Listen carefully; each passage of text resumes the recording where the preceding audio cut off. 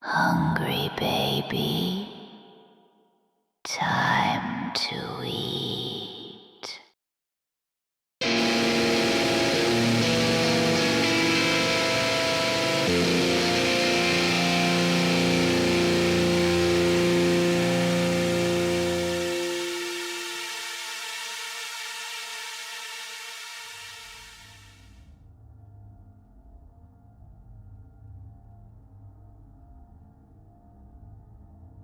The house reeked of rot and lavender, a cloying stench that seeped from the peeling wallpaper like a wound that wouldn't heal.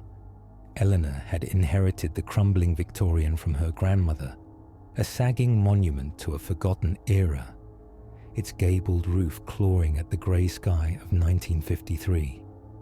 The town beyond was a murmur of transistor radios and polished Chevrolets, but inside these walls, time had curdled, the air thick with the weight of decades.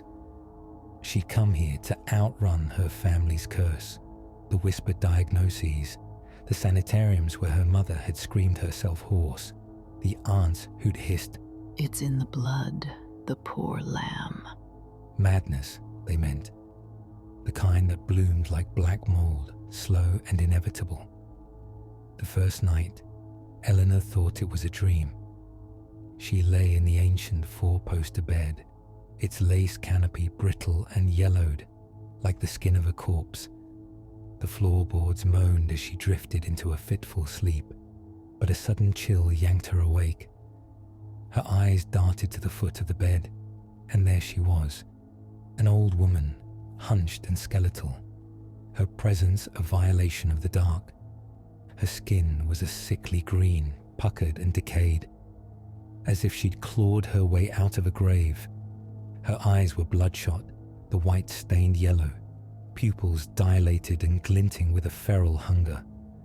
Her mouth hung open, revealing jagged teeth crusted with blood, some broken, others sharp as a predator's. Strands of matted grey hair clung to her scalp, and she wore a tattered shawl, its green fabric mottled with stains that might have been dirt, or something worse. She stood motionless, staring at Eleanor, her lips twitching as if savouring a secret. Eleanor's scream lodged in her throat. She tried to move, to fling herself from the bed, but her body was a traitor, paralysed, as if bound by invisible chains. Sleep paralysis, she thought, the term a desperate anchor in the storm of her mind. She'd read about it in her father's psychology journals, a rational explanation for the irrational. She squeezed her eyes shut, her lashes wet with tears, counting 1, 2, 3, until her lungs unclenched.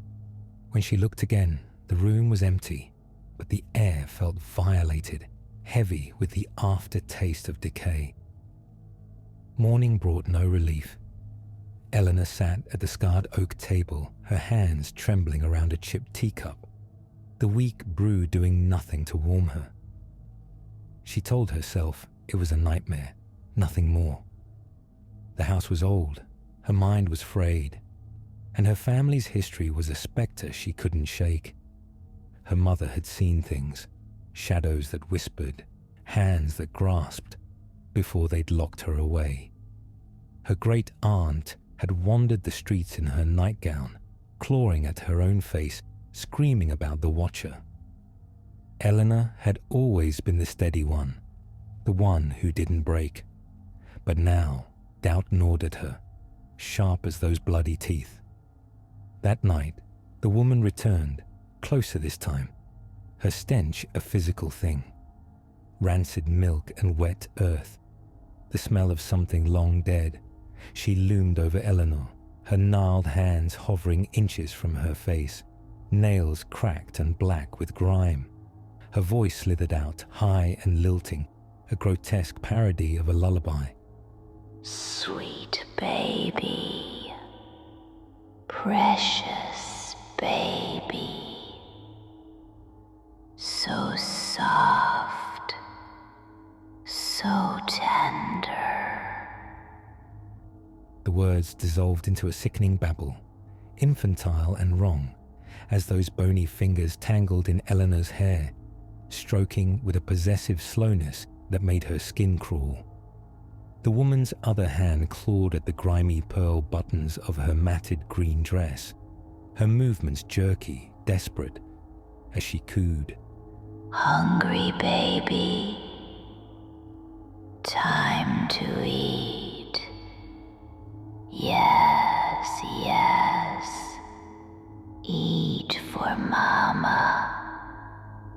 It'll make you big and strong. Her jagged teeth gleamed in the moonlight, blood and spittle dripping onto the bed as she fumbled, the buttons slipping but holding fast. Eleanor's body refused to move, her limbs heavy as stone, her voice a prisoner in her chest. She could only watch, horrified, as the woman's bloodshot eyes locked onto hers, unblinking, a predator savoring its prey. She squeezed her eyes shut, harder than before, until her head throbbed and her vision sparked with white. When she opened them, the woman was gone, but the bed felt damp where she'd been, and Eleanor's hair was matted, as if those hands had left a residue of filth. The days became a descent.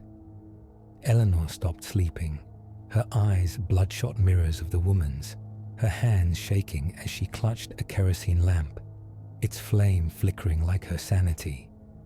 The house was alive with malice. Its creaks were footsteps, its sighs were breaths. She tore through the rooms, checking locks, windows, the cellar, finding nothing but dust and shadows. Yet every night the woman came, her decayed face inches from Eleanor's, her bloody teeth bared as she whispered her baby talk, her hands stroking her hair, her cheek. A ghost? A hallucination? Or something worse? A living thing, hiding in the bones of the house, emerging only to feed on her fear. The uncertainty was a blade, slicing deeper with each night. Eleanor's mother had seen things too, before the doctors took her. Schizophrenia, they'd called it, a word that now felt like a death sentence. Was this how it began? A crack in the mind, widening until reality bled out? Or was the woman real, a squatter nesting in the walls, her hunger as tangible as her stench? Worse, was she a spirit bound to this house, her touch a violation that transcended death? On the fourth night, Eleanor decided to fight. She lay in bed, eyes slitted, her heart a drumbeat in her chest. The woman appeared, her decayed form more vivid than ever, the green of her skin glowing faintly in the dark, her bloodshot eyes weeping something black. Good baby. Hungry baby. She crooned, her voice a wet rasp, her fingers yanking at Eleanor's hair hard enough to tear strands free. Her other hand clawed at her own buttons, harder now, her bloody teeth snapping inches from Eleanor's throat as she hissed. Eat. Eat, baby. I know you're so hungry. Eleanor's paralysis held her like a vice, but she forced herself to watch, to see. The woman's form flickered, solid one moment, then translucent, her edges dissolving into the dark like smoke. Then, a sound. A wet, dragging noise from the hall, not the house settling, not the wind. Something alive. Eleanor's paralysis shattered, and she lurched upright, the woman vanishing with a hiss. She grabbed the lamp, its flame trembling as she stumbled into the hallway. The air was thick, the shadows writhing. At the end of the hall, the attic door stood ajar, a sliver of sickly light seeping from beneath. Her bare feet slapped the floor as she climbed the stairs, each step a descent into terror. She shoved the door open, the lamp casting jagged shadows across the attic.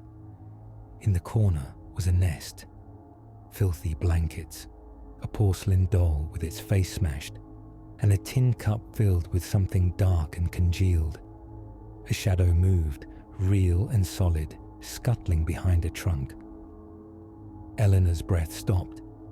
The woman's voice slithered from the darkness, soft and sing-song.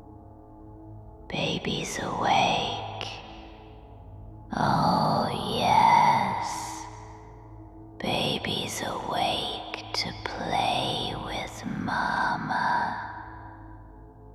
A hand shot out, green, decayed, nails like talons, grabbing for her. Eleanor screamed, the lamp slipping from her hand, shattering on the floor. Flames erupted, licking at the dry wood as she ran, down the stairs, out the door, into the night. The house burned behind her, a pyre of secrets, its windows glowing like the eyes of a beast. She never returned. The town called her mad, their whispers a familiar sting. Maybe she was, maybe she wasn't.